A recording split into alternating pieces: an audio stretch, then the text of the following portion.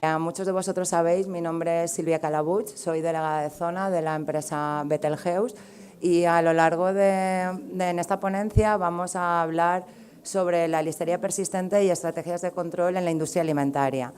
Los temas que vamos... Esperad que Vale, los temas que vamos a tratar en sí, vamos a hablar primero de qué es la bacteria como tal y los factores que influyen para que su contaminación nos resulte tan problemática dentro de las industrias alimentarias, los factores que influyen en la persistencia, así como sobre todo las medidas de control que debemos de aplicar para evitar la contaminación de nuestras empresas, así como el producto final. Posteriormente también veremos toda la parte teórica vista en un caso práctico real en una industria alimentaria.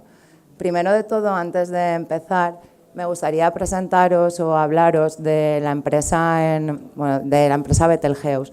Nosotros somos una empresa especialistas en higiene industrial que ofrecemos soluciones eficaces e innovadoras a problemas específicos relacionados en la industria alimentaria, farmacéutica, cosmética y ganadería.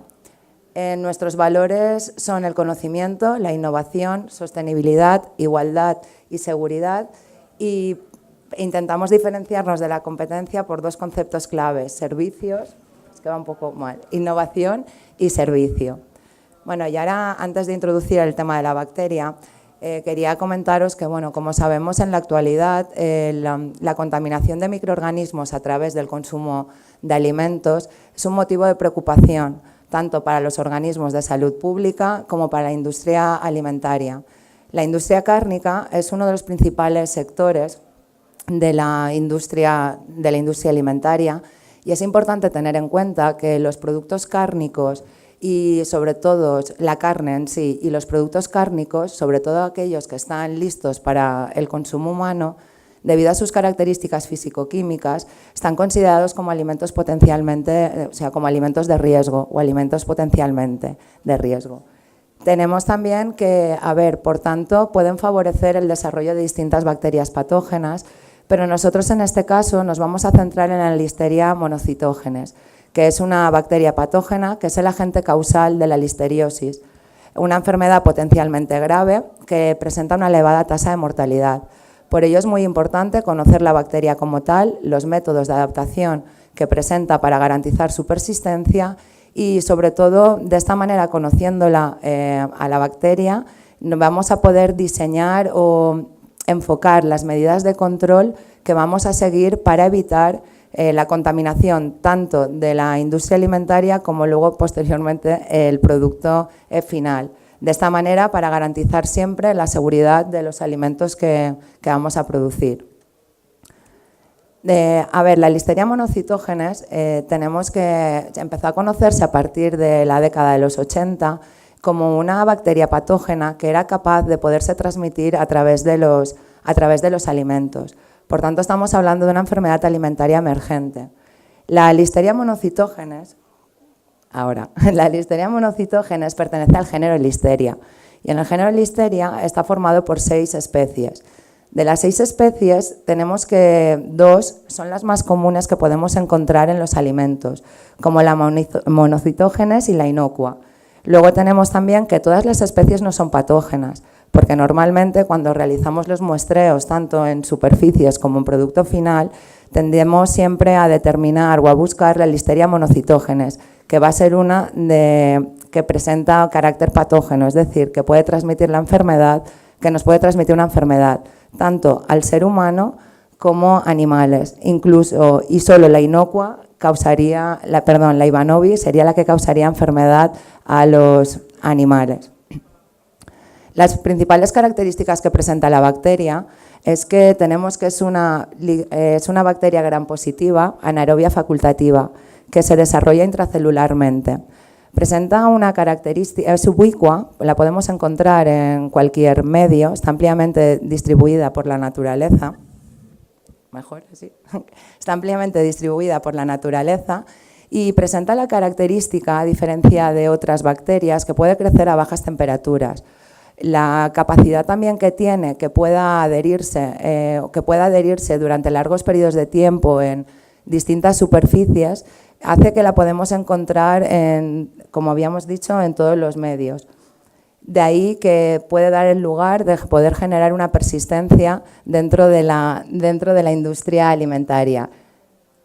Como veis, ya habíamos comentado, los factores de crecimiento que les permite desarrollar los podemos distinguir en dos tipos. Va a haber una serie de factores intrínsecos que van a ser propios del alimento, como puede ser la temperatura, la actividad de agua o la acidez, así como otros extrínsecos propios de la instalación, donde podríamos hablar tanto de la humedad o las condiciones ambientales que pueda presentar. Como veis, y habíamos dicho, los rangos de crecimiento de la bacteria van a ser muy amplios. Puede crecer tanto a bajas temperaturas y teniendo un límite superior de 45 grados. Otros compuestos, como el cloruro sódico, nitratos o nitritos, que son compuestos que se añaden habitualmente a los productos cárnicos, también puede influir en el crecimiento y el desarrollo de la bacteria. Por este modo, o por lo que estamos comentando, presentando esos factores de crecimiento tan amplios, la Listeria monocytogenes no es una bacteria que solo podemos encontrar en un medio en concreto.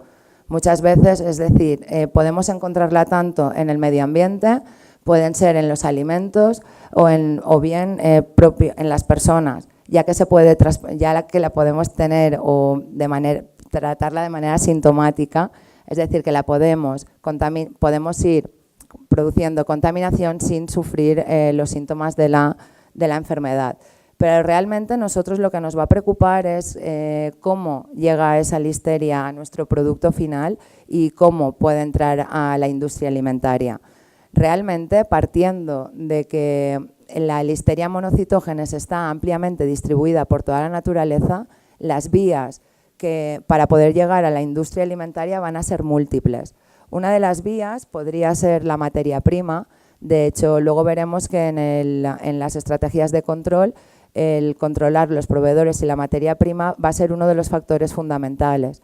Tenemos también que a través de insectos y roedores podría hacernos entrar la Listeria monocytogenes dentro de planta, así como a través del propio personal, manipuladores o cualquier persona que estuviera dentro de la instalación.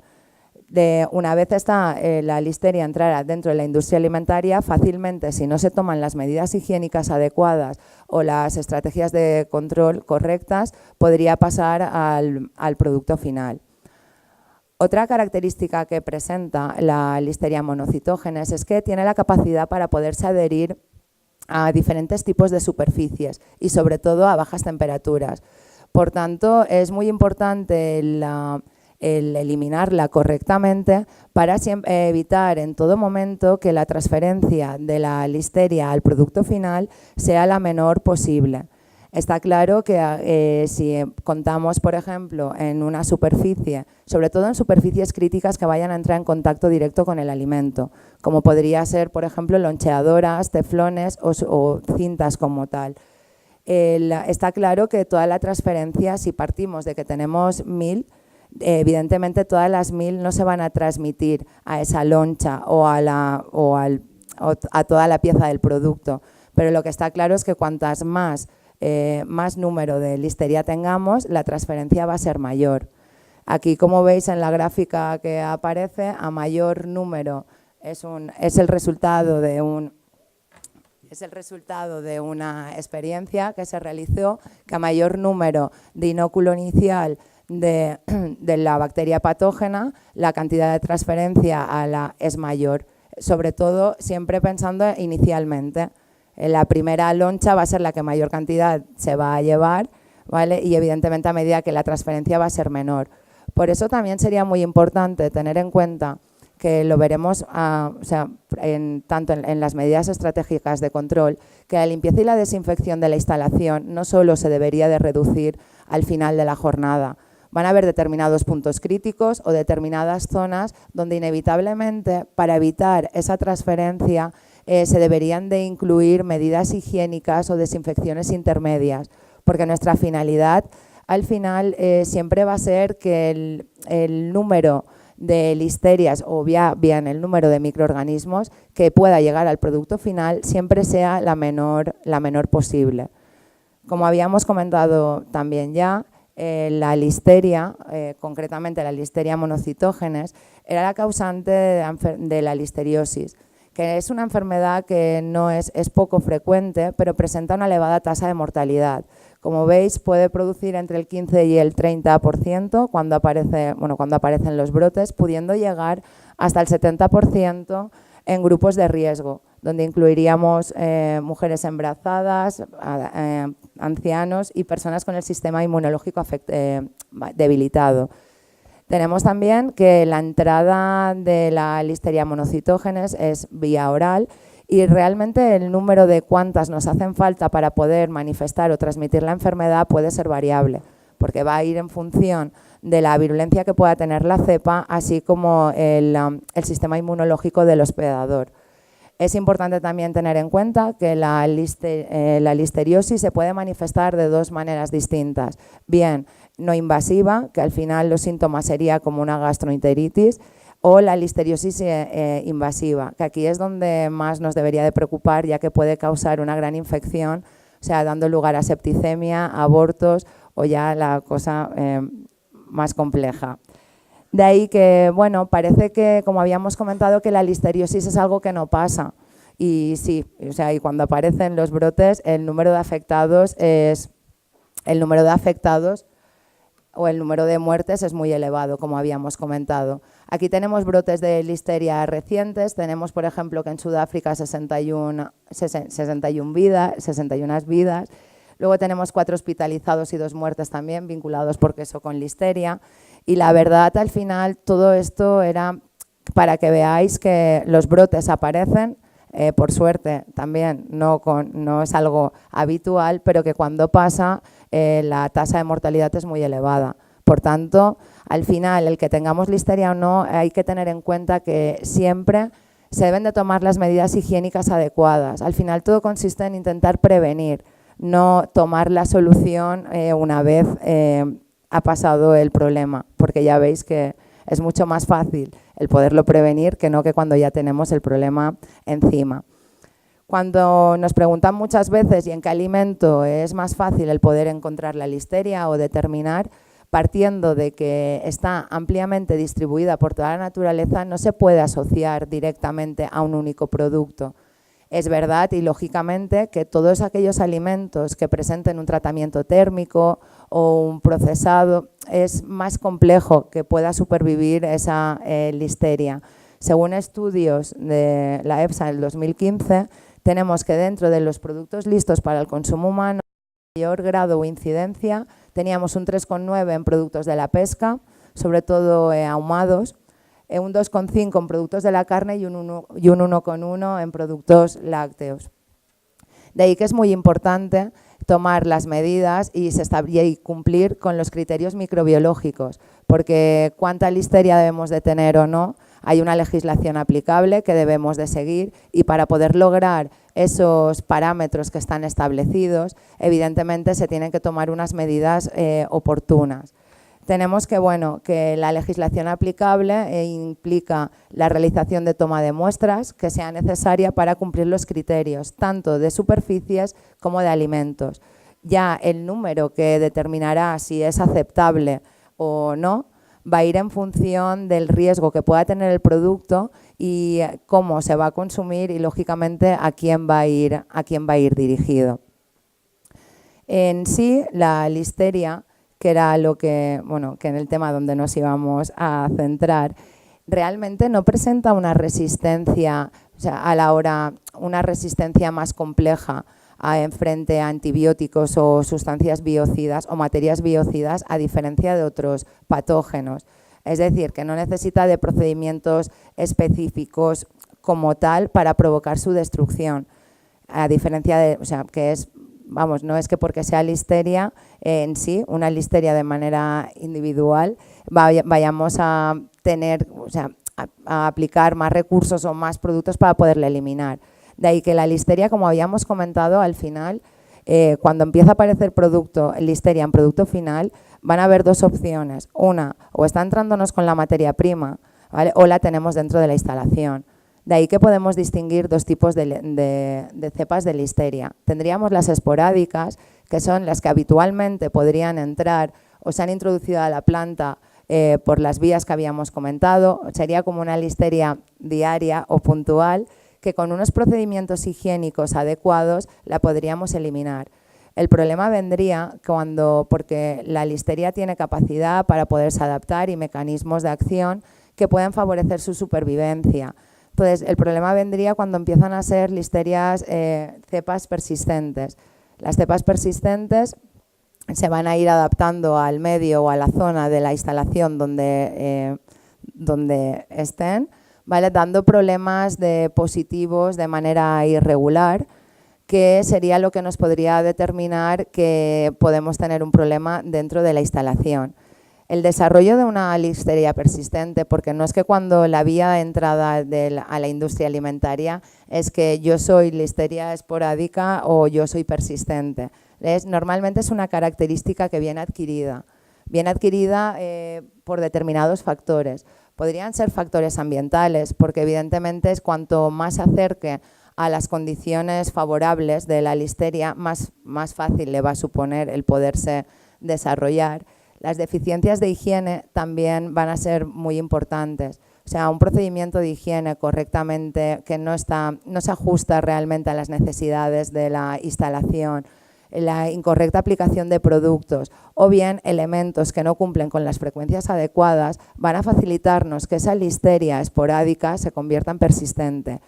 Y dos de los factores que más nos van a preocupar va a ser la capacidad que va a tener para poder formar un biofilm y la tolerancia o adaptación a los desinfectantes. En el tema del biofilm, la formación de los biofilms, la listeria es una de las bacterias patógenas que tiene capacidad para poder formar biofilm. El biofilm va a ser una contaminación particular de microorganismos y al final un biofilm va a ser un conjunto de bacterias. Que están depositadas o están adheridas sobre una determinada superficie. En sí, el biofilm va a constituir como un medio de protección para esas bacterias, dándole o favoreciendo su crecimiento y supervivencia, ya que van a disponer de una mayor cantidad de nutrientes, de agua y sobre todo como que las van a hacer mucho más resistentes. Un biofilm sería como una capa protectora donde dentro todos los microorganismos, en este caso concretamente la listeria, van a poder favorecer su crecimiento y resistencia. Claro, desde el punto de vista de la limpieza y la desinfección o de la higienización, la formación de un biofilm puede darnos muchos problemas. Ya no solo también por la contaminación que va a suponer en el producto final o bien que se pueda diseminar por distintas partes de la instalación, sino porque el biofilm también nos va a poder hacer crear esa adaptación o persistencia, adaptación o resistencia a los desinfectantes.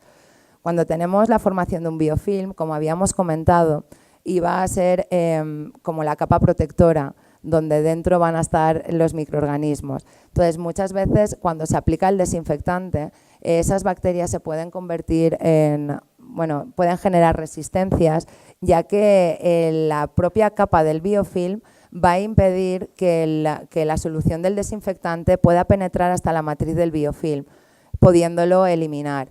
Por tanto, de cara a la higienización o la obtención de buenos resultados microbiológicos es un problema y bastante grave.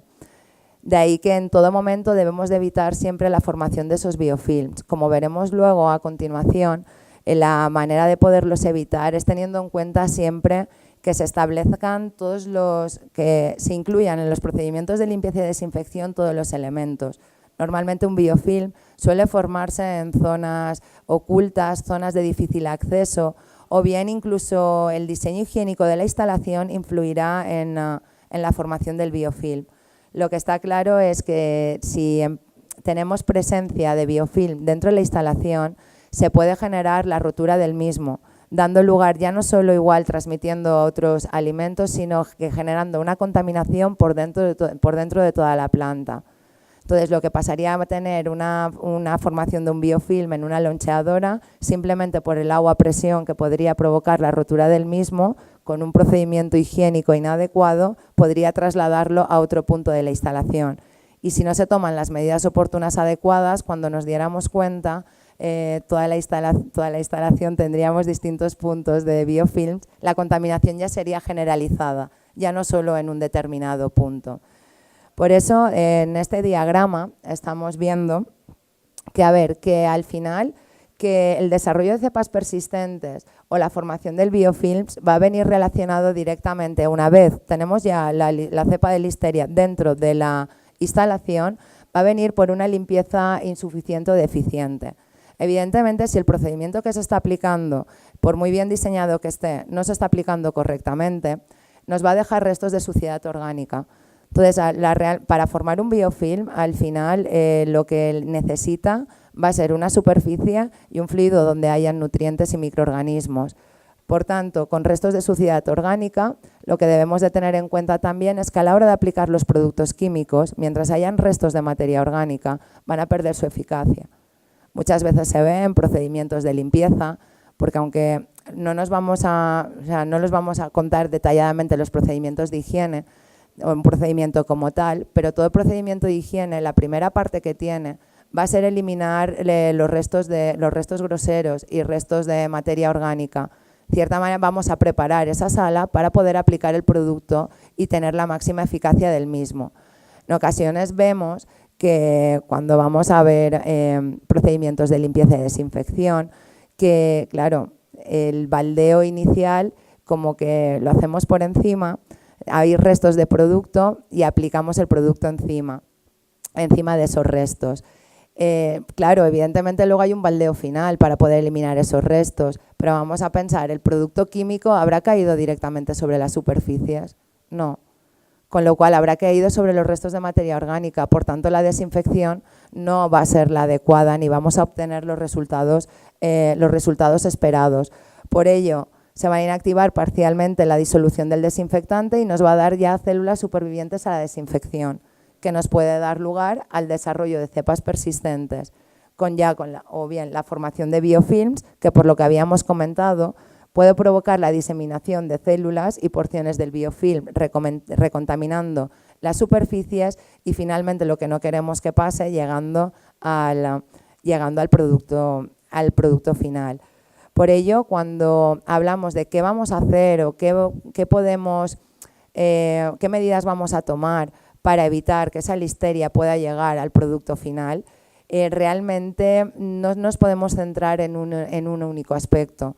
Teniendo en cuenta de que habíamos hablado ya al principio de que la listeria estaba ampliamente distribuida por la naturaleza y que las vías de contaminación a la industria podían ser múltiples, son muchos los aspectos que se deben de tener, en cuenta. Inicialmente vamos a tener en cuenta el tema del control de proveedores.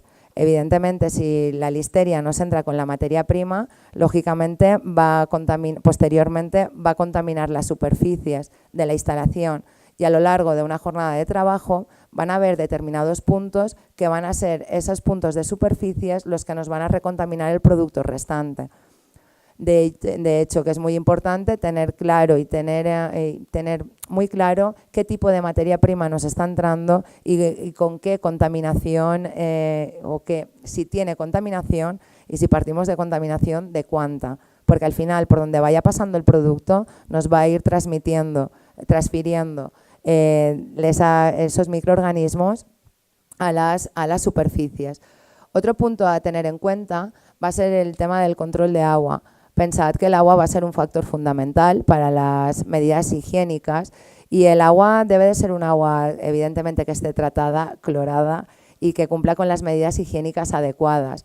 De poco nos serviría, pensad que con el agua, ya refiriéndonos al tema, ya no solo para la incorporación del producto químico, al producto alimenticio, sino que también para las operaciones de limpieza y desinfección, el agua va a ser uno de los vehículos fundamentales. Con ella vamos a arrastrar, aplicar el producto y eliminarlo.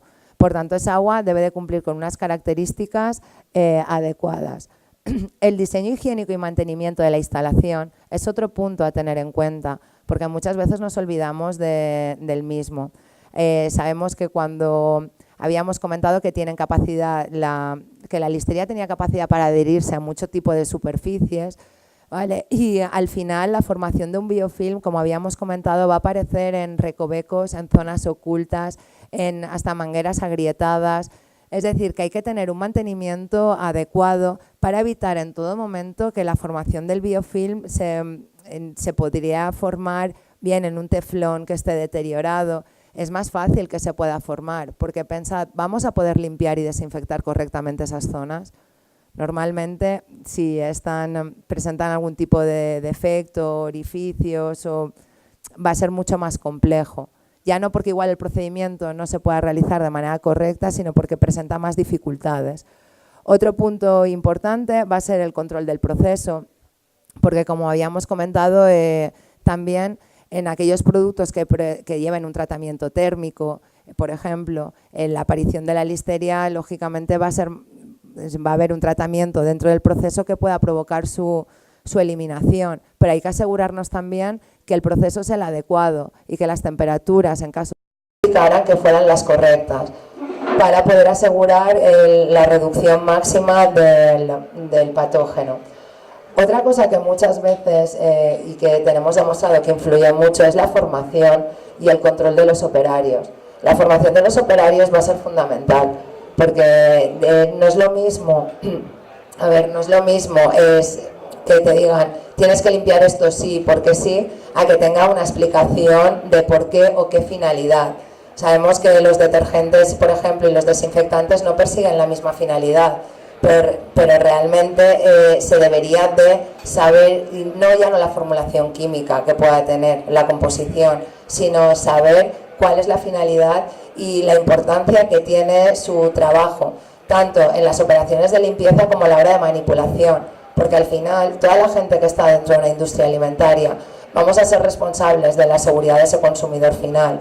El fallo de uno podemos ir arrastrándolo. Por suerte hay muchos controles a lo largo de la cadena alimentaria que pueden ir frenando el producto, pero ya sabéis que cuando el problema aparece en el consumidor final, ahí ya el problema es mucho más grande. Luego tenemos también que tendremos la desinsectación y derratización, porque habíamos comentado también que otra vía de entrada dentro de la industria alimentaria podría ser a través de los insectos y roedores. Puntos importantes también, el control de accesos, que ahora veremos a continuación, y sobre todo la limpieza y la desinfección. Como hemos visto desde el primer momento, las vías de entrada de la listeria a la instalación podían ser múltiples. Y sabemos que listeria normalmente va a entrar dentro de la instalación. Por ello debemos de aplicar, se tienen que tomar todas las medidas oportunas y no solo una, ¿vale?, para asegurar o para, en cierta manera, intentar evitar que pueda establecerse en alguna parte de la instalación y empezar a adaptarse o empezar a formar biofilm. De ahí que, como habíamos visto, la limpieza y la desinfección iba a ser uno de los puntos fundamentales.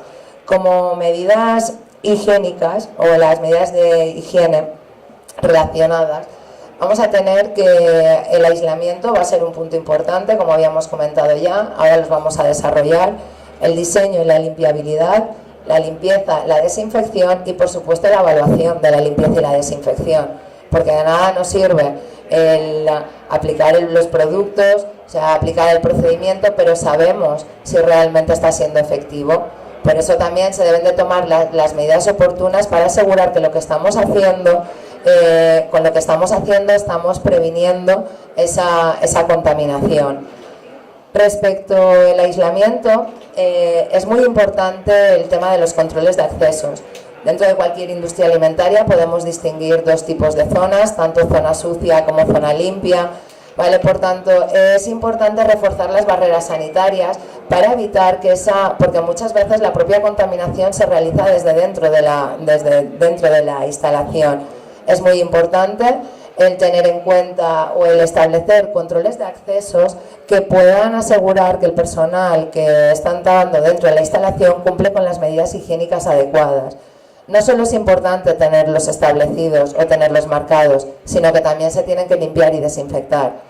Porque muchas veces limpiamos y desinfectamos la instalación y el tema del acceso higiénico, como que, lo comento porque muchas veces cuando tomamos muestras dentro de instalación para el tema de poder determinar listeria, o tenemos problemas de listeria en producto final y se hacen muestreos iniciales, el tema del control de accesos en muchas ocasiones suelen resultar positivos. Por tanto, ya no es que yo tenga un pediluvio o que tenga un acceso higiénico, sino que también nos debemos de asegurar que cumple con sus funciones e incluirlo dentro del plan de limpieza y desinfección.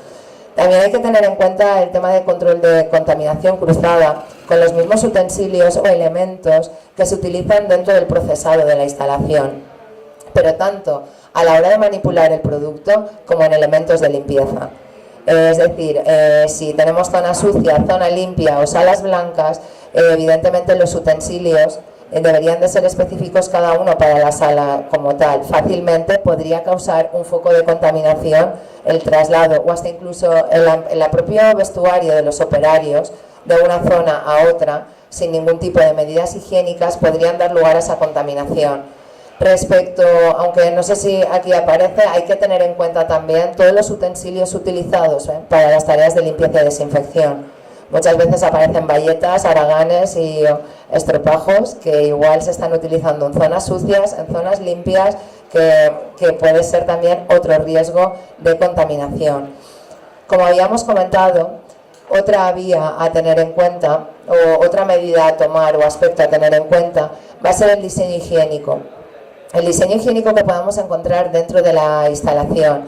Lógicamente, el diseño de los equipos o maquinarias deben de estar diseñados para tal fin, o sea, para el fin que tengan, pero evidentemente hay que tener en cuenta también esa limpieza y desinfección del equipo. Hay que facilitar, evitar cualquier tipo muchas veces cuantas más orificios o aperturas puedan haber en estructuras, más fácil va a ser que se pueda acumular la suciedad, dando lugar a ese biofilm o bien generando un nicho de contaminación. Hay que mejorar también el diseño higiénico de los equipos con la forma, materiales, acabados. Cuanto más rugoso sea, ¿vale? más facilidad van a poder tener los microorganismos para poderse adherir. Como habíamos comentado ya, lo de reforzar las barreras sanitarias alrededor de todas las instalaciones para impedir la entrada de la listeria por el medio del personal desde zonas sucias a zonas limpias. En el tema de la limpieza, como habíamos comentado, los procedimientos de limpieza y desinfección deben de corresponder a las necesidades reales de la instalación. Entendemos que muchas veces cuantas menos referencias de producto químico se tenga o con el mismo procedimiento me sirve para todo, habríamos que mirar, porque vosotros sabéis que dentro de un mismo proceso hay que limpiar y desinfectar todo, evidentemente que sí, pero dentro de una línea de procesado todas las zonas no van a tener el mismo riesgo. Por tanto, aquellas zonas que entran en contacto directo con el alimento, o zonas o puntos críticos de la instalación, nos debemos de esmerar mucho más y aplicar los procedimientos adecuados para evitar que esa transferencia que habíamos comentado fuera la menor posible. Otra cosa importante a tener en cuenta en el tema de la limpieza y para evitar esa persistencia y formación de biofilm es que debemos de limpiar y desinfectar todo, lo que se ve y lo que no se ve. Normalmente la gente tiende a limpiar lo que se ve. Es decir, en una mesa, si nos fuéramos a limpiar esta mesa, probablemente limpiaríamos la parte de superficie de arriba, probablemente el lateral, pero así de manera rápida alguien se pararía a limpiar la parte del centro o lo oculto. Hay que tener en cuenta eso también, todos los equipos, partes bajas, zonas ocultas y sobre todo también zonas altas, que parece muchas veces que el tema de las zonas altas, como no entra en contacto directo con el alimento, pues ya lo haremos una vez al año o cada dos, pero hay que tener en cuenta que a la hora de limpiar y desinfectar se pueden generar aerosoles que podrían, o bien simplemente condensaciones que podrían recontaminar las superficies que estuvieran en las partes bajas o en las partes inferiores. Nosotros nos pasó una vez el tema de una cinta era el procedimiento, realmente eran 3 cintas. Las 3 cintas se utilizaba el mismo procedimiento de limpieza y desinfección. 2 de las cintas siempre daban bien y una siempre daba mal. Vale, al final, simplemente para que veáis, era un evaporador que había en la parte de arriba, que no se limpiaba y se desinfectaba correctamente, y por el tema de condensación, claro, cuando se limpiaba y desinfectaba, iban cayendo las gotitas y nos iban recontaminando las superficies. Por eso es que muchas veces solo tendemos a limpiar y desinfectar aquello, lo que se ve. Por eso es muy importante tener un cronograma de limpieza y desinfección donde se engloben todos los elementos con la frecuencia que se considere necesario. Otro punto importante para evitar esa formación de biofilms es el tema de frotados manuales, fregados de determinadas zonas. Está claro que, normalmente en las tareas de limpieza y desinfección se recomienda, utilizamos agua a media presión, que va a facilitar el arrastre de los restos o de la suciedad, pero hay que tener en cuenta que van a haber determinadas zonas donde inevitablemente se van a tener que establecer una serie de frotados manuales. Como toda la vida, no hay nada milagroso que evite el frotar. Entonces, yo no estoy diciendo que con ello vamos a evitar la listeria frotando todos los días la instalación. O sea, evidentemente, muchas veces por tiempo no da, para poder frotar toda la instalación, pero sí que debemos de ser conscientes de la capacidad que tenía para adherirse a determinadas superficies y establecer frotados manuales de aquellas zonas que van a entrar en contacto directo con el alimento y que pueden ser puntos conflictivos. Más cosas a tener en cuenta era el tema de la precaución que habíamos comentado con los aerosoles y evitar salpicaduras del suelo hacia las superficies de proceso de contacto, directo o indirecto. Hay que tener en cuenta, como habíamos dicho, que la listeria puede estar en cualquier lugar. Es muy importante, a la hora de aplicar un procedimiento de limpieza y desinfección, seguir un orden lógico. No tiene ningún sentido estar limpiando todas las cintas y dejarme el suelo para el final con todos los restos, porque inevitablemente, cuando se aplique el agua a presión o vayamos a realizar un baldeo, puede salpicar a los otros elementos, generando la contaminación. Como habíamos dicho también ya, el tema de las zonas elevadas, evitar goteos y condensaciones, el uso de productos específicos para poder eliminar esa matriz. Habíamos comentado que cuando tenemos los biofilms, iba a ser como una capa protectora de esos microorganismos que estaban en el interior. Muchas veces, cuando el biofilm, ya en función del grado de madurez que pueda tener el biofilm, habíamos comentado también que los desinfectantes que se utilizaban de manera habitual, al tener la presencia de la barrera del biofilm, no eran capaces de poder penetrar al interior. Por tanto, en ocasiones, o cuando tenemos algún tipo de problema de biofilms o problemas, o simplemente de manera preventiva, es conveniente utilizar productos tanto en base química o enzimática que pudieran penetrar dentro de esa matriz del biofilm para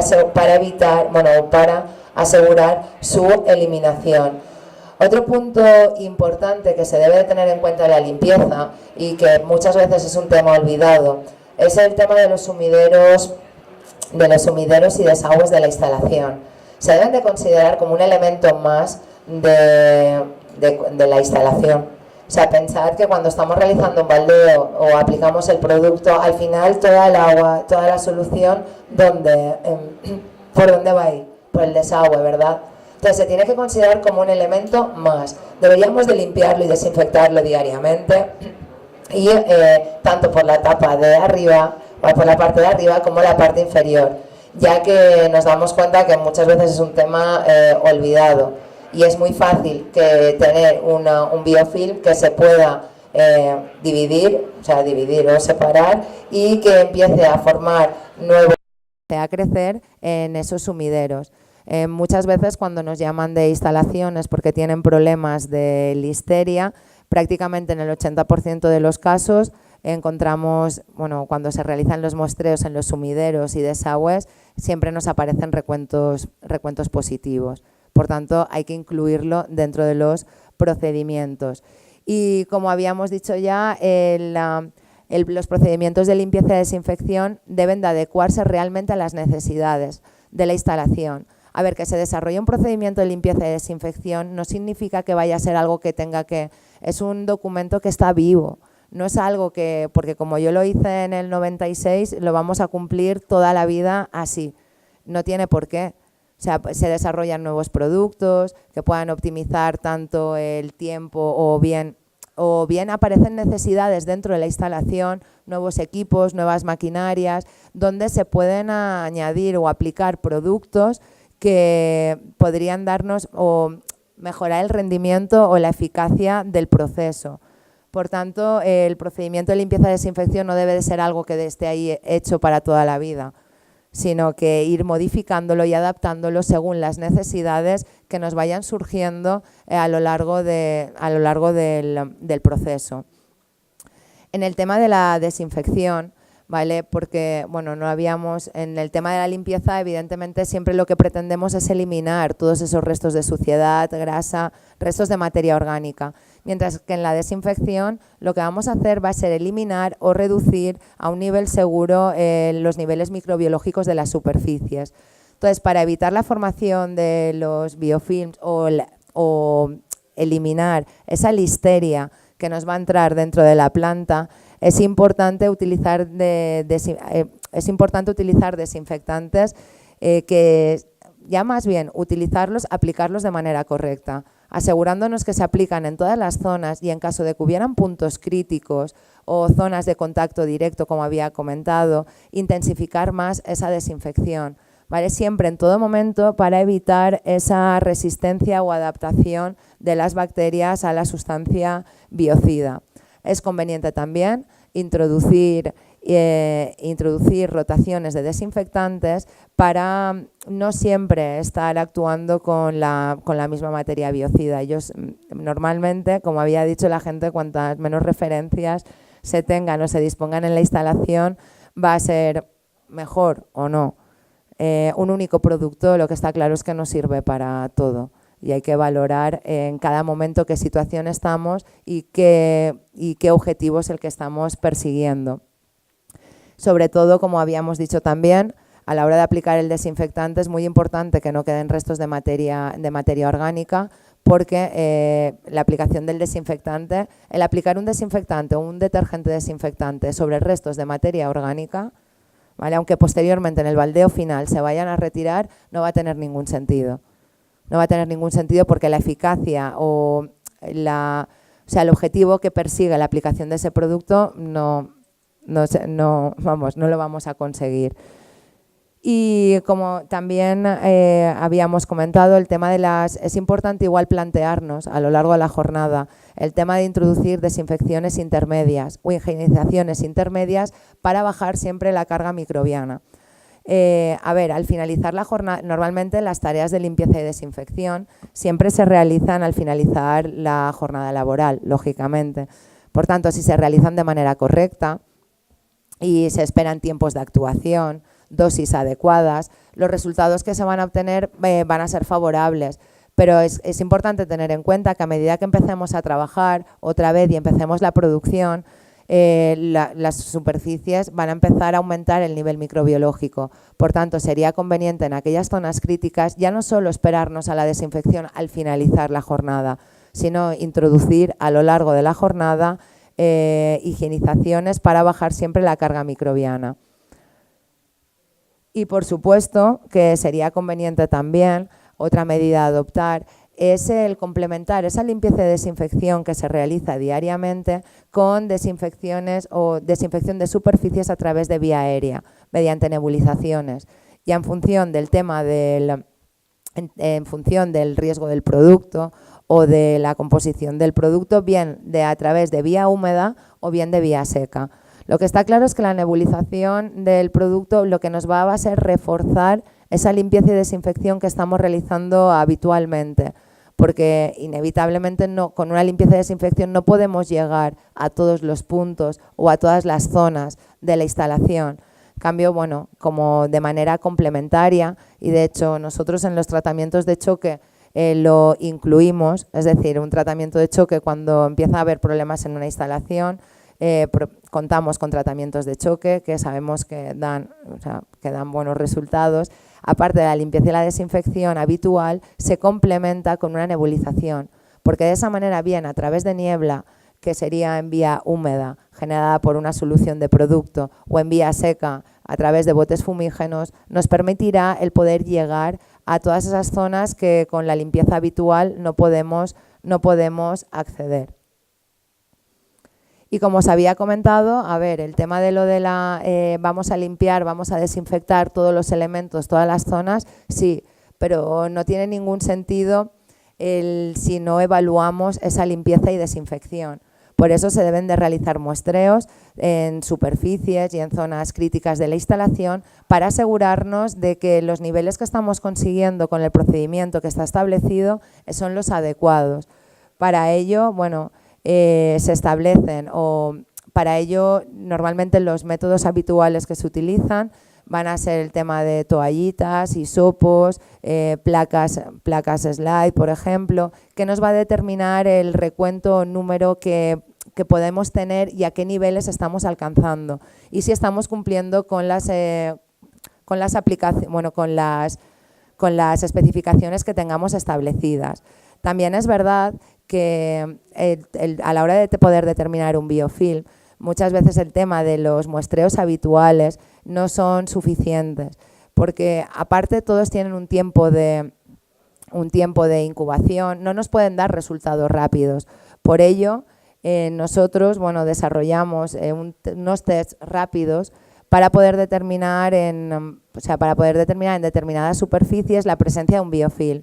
Es importante que tengamos en cuenta que estos métodos de detección rápida no sustituyen a los métodos tradicionales, ¿vale? Sino es simplemente una manera complementaria de podernos determinar dentro de una instalación dónde podemos tener un problema.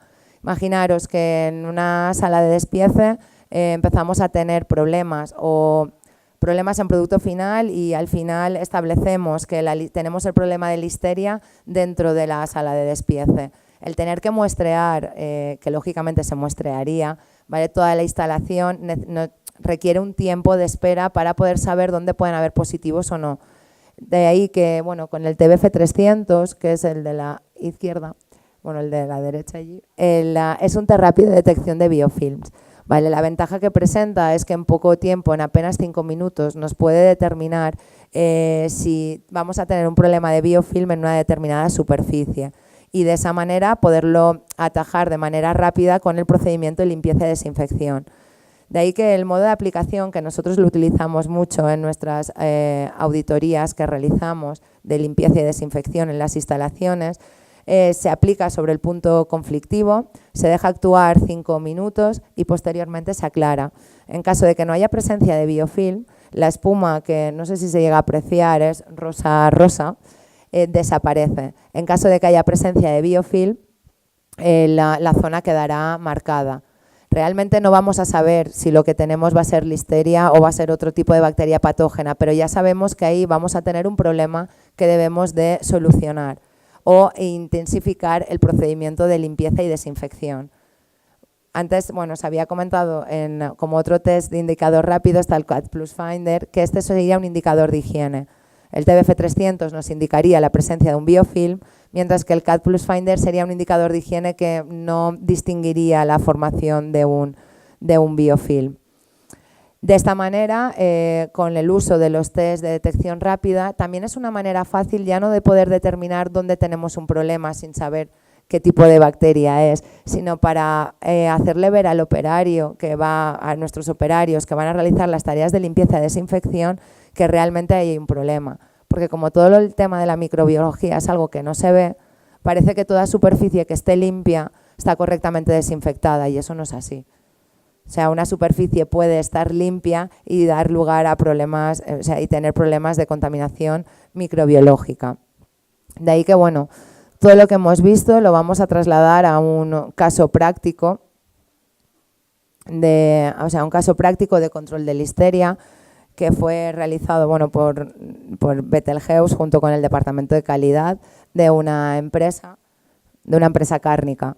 ¿Vale? En la empresa cárnica, mediante los análisis microbiológicos rutinarios que estaban realizando habitualmente y que tenían establecido, determinaron la presencia de Listeria monocitógenes en el producto final. ¿Vale? Claro, como habíamos comentado, las vías de entrada a la industria alimentaria podían ser múltiples. Nos sale en el producto final Listeria y por dónde empezamos, porque puede estar en cualquier lugar. De ahí que, bueno, lo primero que se hizo fue analizar en una etapa de diagnóstico antes de ver qué medidas correctoras íbamos a adoptar. Era necesario cambiar el producto, los operarios requerían formación, entonces se empezó a analizar y se realizó un análisis del producto a lo largo de todo el proceso para descartar si realmente la listeria entraba en la materia prima o estaba ubicada en algún punto de la instalación. A través de los resultados con la materia prima se determinó que se descartó que la listeria entraba a través de fuentes como la materia prima o los operarios y se centró en la sala de despiece. Realmente muestreando directamente la materia prima por cada zona donde iba pasando, llegaba a un punto donde entraba sin y a partir de ese momento empezaba a aparecer resultados positivos. Por tanto, una vez teníamos identificado el punto y la zona de donde teníamos el problema, era más fácil el poder proponer qué soluciones íbamos a adoptar. Por supuesto que también, sabiendo ya que se centraba en la sala de despiece, las actividades que seguimos fue una inspección visual de la sala para comprobar si había algún punto o alguna zona crítica donde podría darse lugar a la formación de biofilms. Por supuesto que también se utilizó el tema del test de detección rápido, el TBF300. Se realizó una inspección visual también de las operaciones de limpieza y desinfección de la sala para asegurar que los tiempos de actuación eran los correctos, que el producto se aplicaba de manera adecuada, porque eso también es otro punto que influye, y se realizó un análisis microbiológico también de las instalaciones. De ahí que, bueno, con las actividades que se realizaron, las observaciones que se extrayeron fue que habían determinados elementos con mucha y contaminación microbiológica que actuaban como reservorios de Listeria monocitógenes. Con la aplicación del TBF300 también resultó determinados puntos donde había presencia de biofilms, sobre todo en los rodillos de las cintas y en sumideros. Y desde los elementos y zonas que no habían sido bien higienizados, por lo que comentábamos anteriormente, zonas altas podían ser diseminados al resto de la sala, especialmente cuando se realizaban enjuagues en las zonas altas de la instalación que recontaminaban las superficies. Por tanto, el origen del problema estaba en la deficiente o insuficiente limpieza de determinados elementos y zonas de sala que actuaban como reservorios de la Listeria monocitógenes y al final, debido a la transferencia que se generaba de la superficie al alimento, era la causa de la contaminación.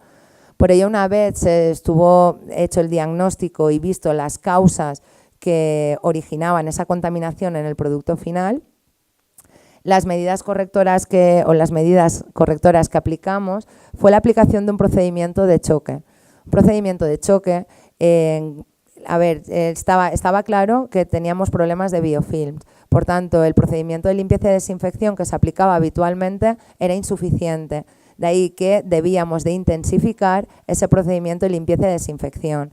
Por tanto, pasamos a un procedimiento de limpieza y desinfección en 3 fases, donde en la primera fase consistía en la limpieza, la segunda en la eliminación y la tercera en la desinfección. Es decir, en la primera fase del procedimiento lo que íbamos a realizar era eliminar todos los restos de materia orgánica, restos derivados de la producción como tal, preparando siempre la sala para la aplicación de los siguientes productos. Bueno, se aplicó un detergente, en este caso era un detergente desinfectante. Posteriormente, como sabíamos que teníamos biofilms dentro de la instalación, se aplicó un producto diseñado para la eliminación de los biofilms, como es el Coacide BF31. Coacide BF31 en las 2 versiones, tanto espumante como no espumante, porque no lo habíamos comentado, pero hay que tener en cuenta también que los biofilms no solo se forman en superficies abiertas, sino que en circuitos también pueden formarse. Por tanto, desarrollamos las dos versiones. En este caso se aplicó el Coacide BF31 en forma de espuma para poder llegar a todas las zonas y que pudiera penetrar al interior de la matriz del biofilm y lo pudiera disgregar o eliminar. Y posteriormente y al final, después del aclarado, para asegurarnos que se había producido la destrucción de las partes del biofilm, se realizó una desinfección posterior.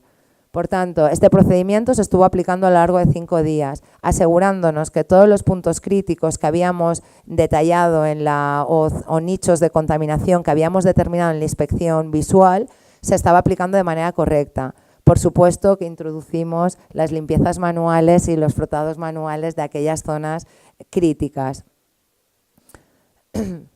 Finalmente, después del tratamiento de choque, se evaluó evidentemente mediante muestreos y en los análisis de superficies en salas se pasó de un nivel del 50% de resultados correctos según especificaciones hasta el 91,66% en gérmenes totales y en enterobacterias del 33,33 al 83,33.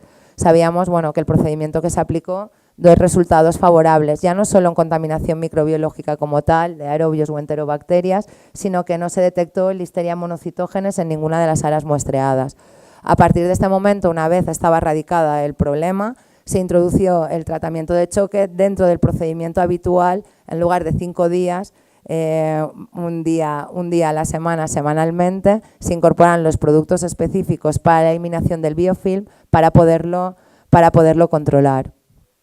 De ahí que finalmente, ya para terminar, como conclusiones que podríamos extraer o las conclusiones más relevantes es que la Listeria monocitógenes es una bacteria peligrosa, especialmente en alimentos listos para el consumo humano, y que debemos de tener muy claro que las medidas higiénicas que se deben de aplicar deben de estar presentes en todos los aspectos de la industria alimentaria, no solo o destinar la limpieza y la desinfección como algo que pasa de manera puntual los sábados por la mañana porque no tenemos producción, sino se tiene que considerar como una etapa más del proceso productivo y pensar que en todo momento debemos de aplicarlo y que sea correcto para poder evitar la formación de esos biofilms, ya que evitar la formación de los biofilms o eliminarlos va a ser imprescindible para evitar la persistencia de la listeria.